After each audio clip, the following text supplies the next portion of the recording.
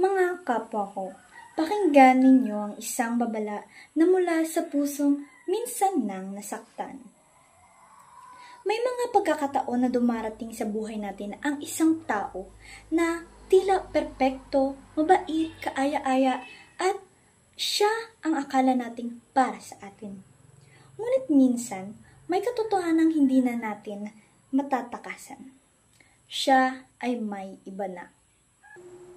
Mga kaibigan, huwag nating gawing dahilan ang damdamin upang agawin ang hindi atin.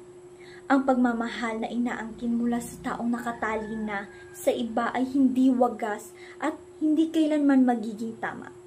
Kapag ipinipilit, ang pag-ibig ay nagiging kasalanan at kapag pinilit nating agawin, sugat lamang ang itudulot nito sa kanila at sa atin. Kaya, kung tunay na mahal mo siya, igalang mo ang kanyang kaligayahan sapagkat ang tunay na pagmamahal ay hindi lamang tungkol sa pagkakaroon, kundi higit sa lahat ay kakayahang magparaya. Tandaan natin, kung siya'y may iba na, huwag mo nang ipaglaban.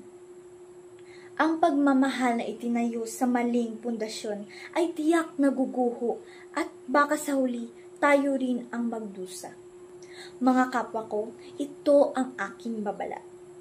Huwag hayaang ang pusong alipin ng damdamin ay maging sanhi ng ating pagbagsak. Dahil minsan, ang pinakamalakas na paraan ng pagmamahal ay ang pagpiling huwag ipaglaban.